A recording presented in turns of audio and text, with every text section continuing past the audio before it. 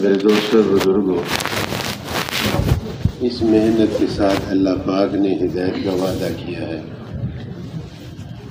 جب نبی کی محنت نبی کے طریقے کے ساتھ ہوگی تو اللہ پاک لوگوں کو ہدایت دیں گے۔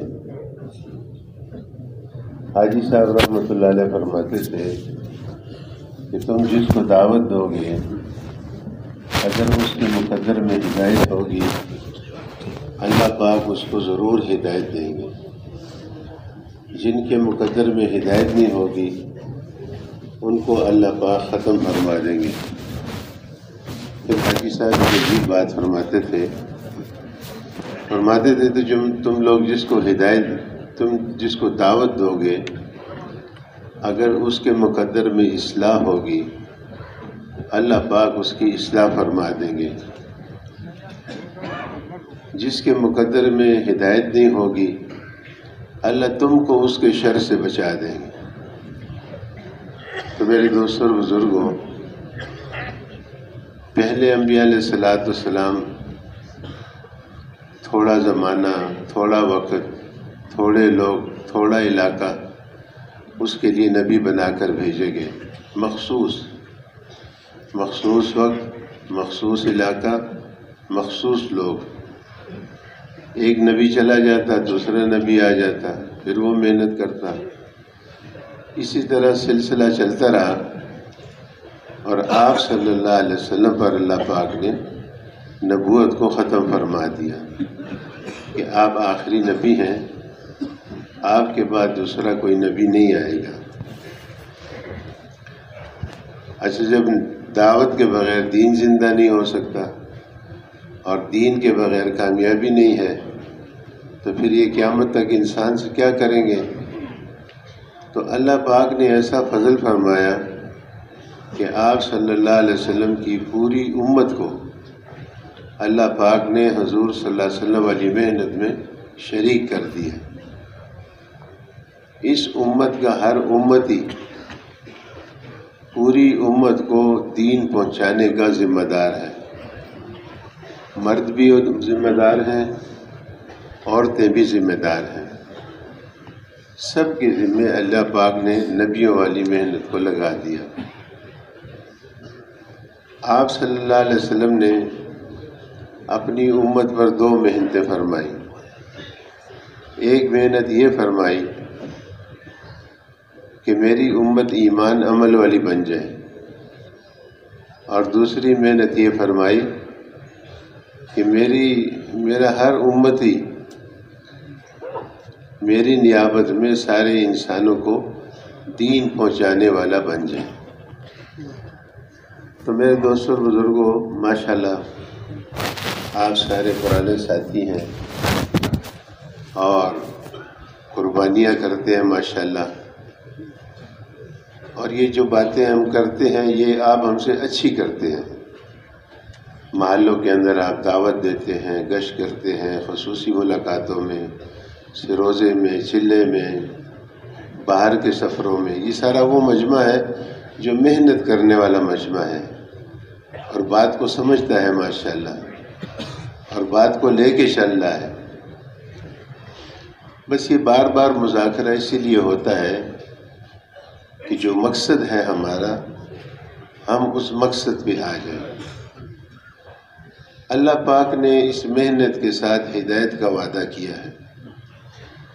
نبی کی محنت نبی کے طریقے سے جب بھی ہوگی اللہ پاک ہدایت کو عام کریں گے۔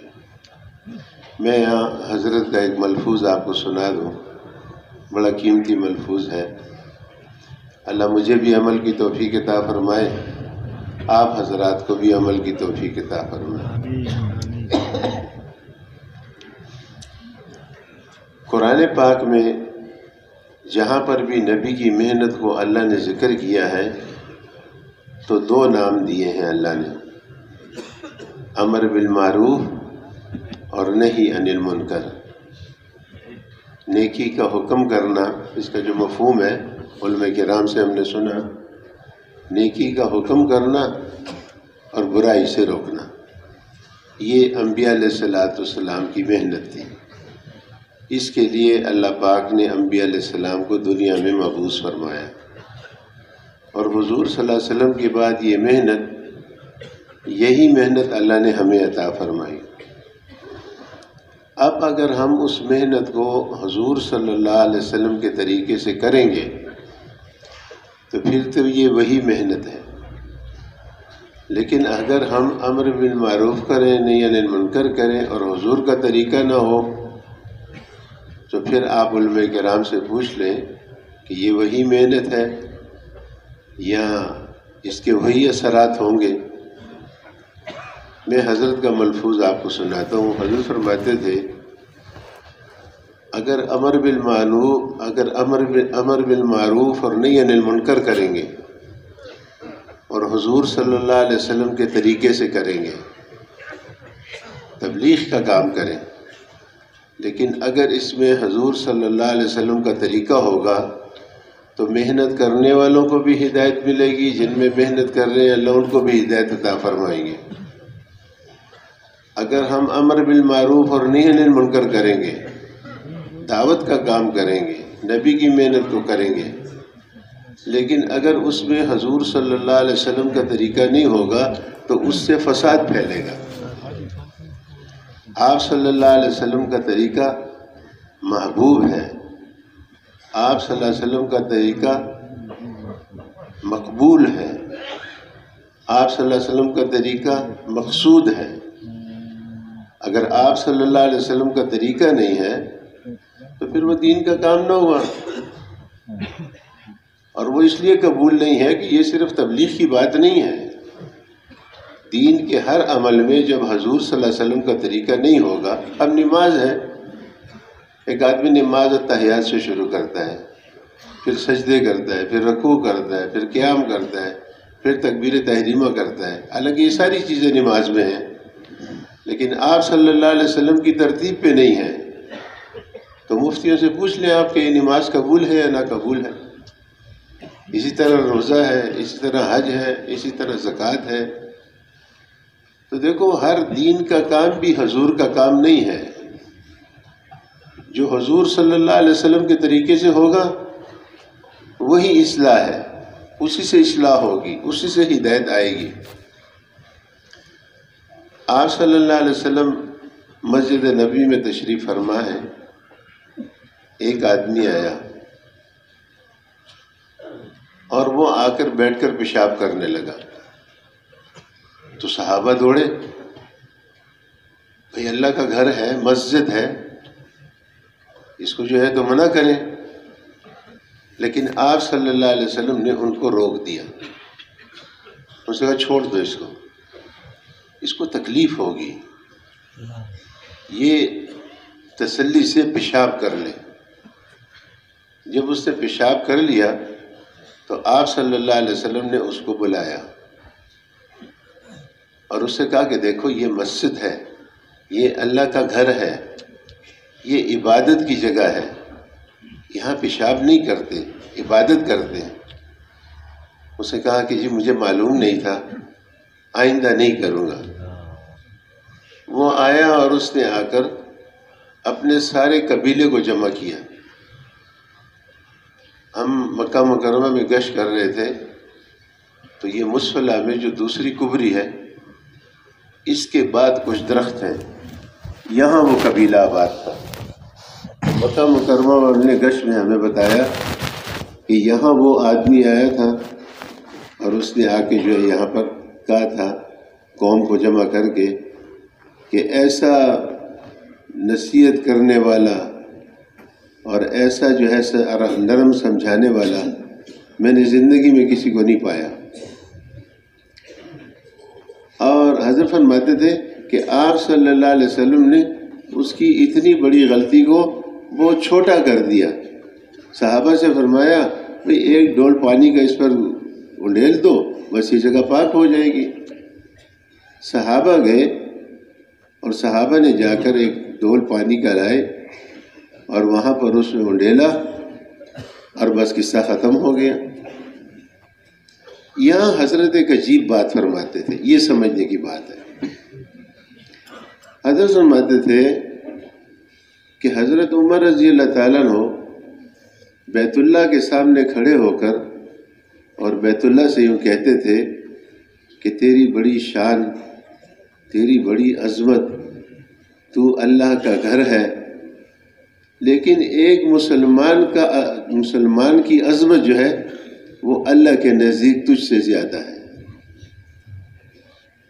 بیت اللہ کتنی شان والا اللہ کا گھر ہے، کتنی اس کی شان ہے، کتنی فضیلت ہے اس کی، لیکن عمر فرماتے تھے کہ ایک مسلمان جو ہے وہ اللہ کے نزدیک تجھ سے زیادہ افضل ہے۔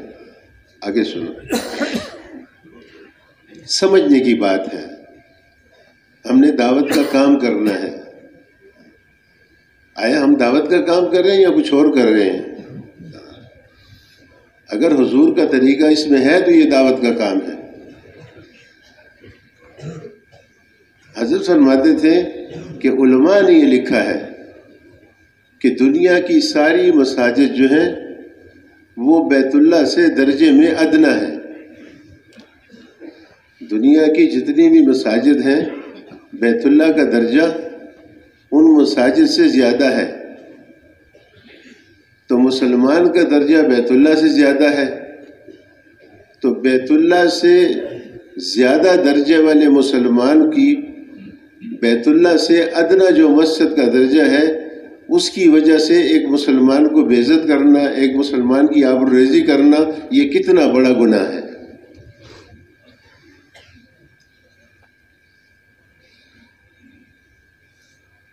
آپ صلی اللہ علیہ وسلم نے اس کی غلطی کو چھوٹا کر دیا، سمجھایا امت کو۔ نہی عن المنکر جو ہے اس کے آداب میں حضرت فرماتے تھے کہ علماء نے لکھا ہے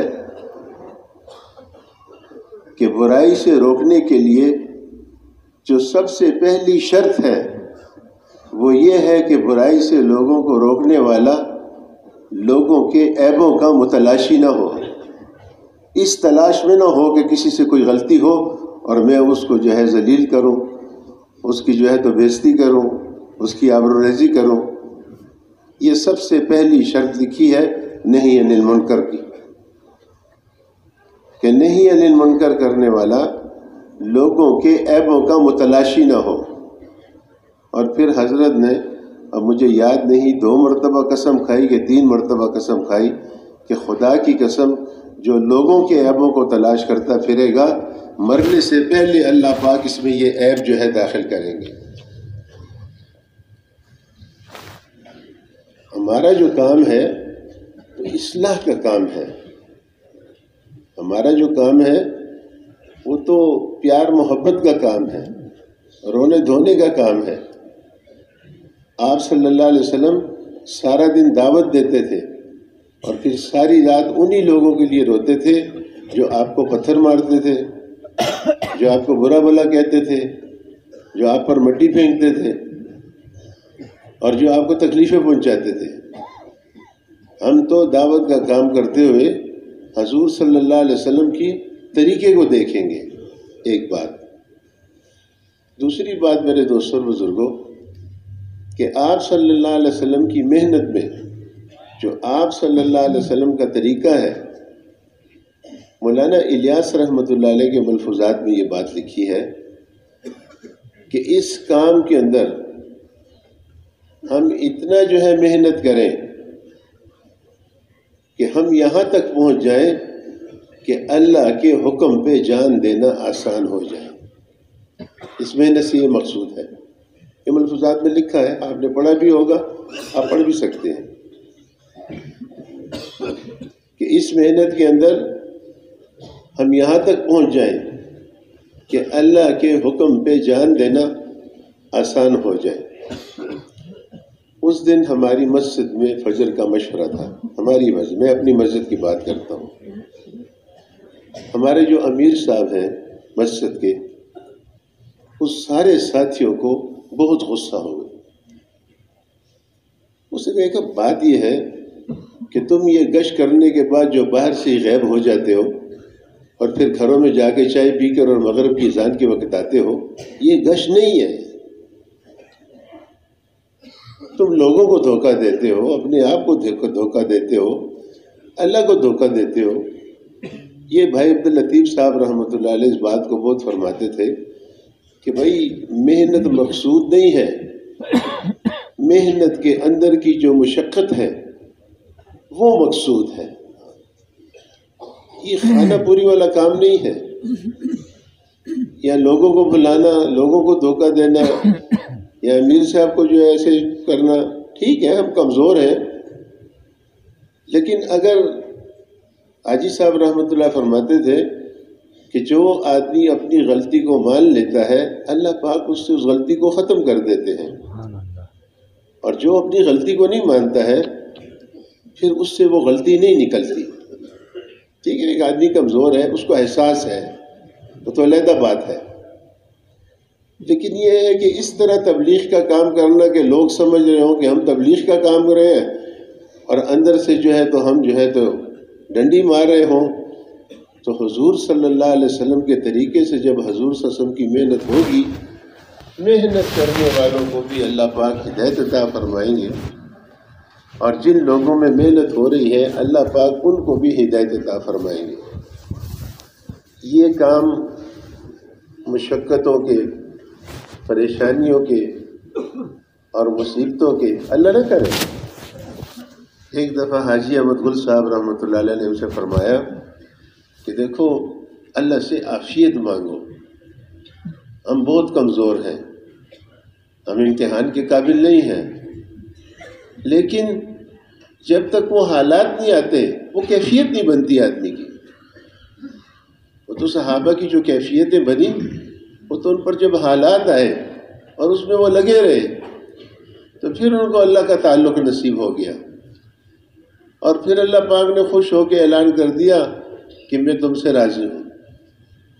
تو میرے دوستو، یہ جو مسجد کا کام ہے یہ تو اس لیے ہے کہ ہم وہاں تک پہنچ جائیں کہ جو غم، جو فکر آپ صلی اللہ علیہ وسلم کے قلب اطہر کے اندر تھا، آپ کے دل کے اندر تھا، اللہ پاک ہمیں بھی اس کا ایک ذرہ نصیب فرما دے۔ ہم یمن گئے تھے سفر میں، جب واپس آئے تو ساتھی نے کہا چلے حاجی صاحب سے ملتے ہیں، ہم کارگزاری سنا کے حاجی صاحب کے پاس چلے گئے۔ تو ہمارا ایک پشاور کا سیاسی آدمی ہے، بم دھماکے میں وہ مرا تھا۔ تو جب ہم اندر داخل ہوئے تو داخل ہوتے ہی حاجی صاحب نے ہم سے پوچھا بھائی تمہیں معلوم ہے تمہارا وہ لیڈر جو ہے وہ بم دھماکے میں فوت ہو گیا؟ ہم نے کہا جی ہاں ہمیں پتہ چلا ہے۔ تو حاجی صاحب نے ایک دم فرمایا صحیح جذبے پہ نہیں مرا، ہم تو اس محنت میں اس لیے لگے ہوئے ہیں کہ ہمارا خاتمہ جو ہے حضور صلی اللہ علیہ وسلم والے جذبے پہ ہو جائے۔ اس محنت کے ذریعے سارے عالم کی انسانوں کی ہدایت اور اپنا جذبہ، پہلے اپنا جذبہ ہے، ہمارا جذبہ حضور صلی اللہ علیہ وسلم والا جذبہ ہو جائے، ہمارا مقصد حضور صلی اللہ علیہ وسلم والا مقصد ہو جائے، ہمارا فکر حضور صلی اللہ علیہ وسلم والا فکر ہو جائے، ہماری محنت حضور صلی اللہ علیہ وسلم والی محنت ہو جائے۔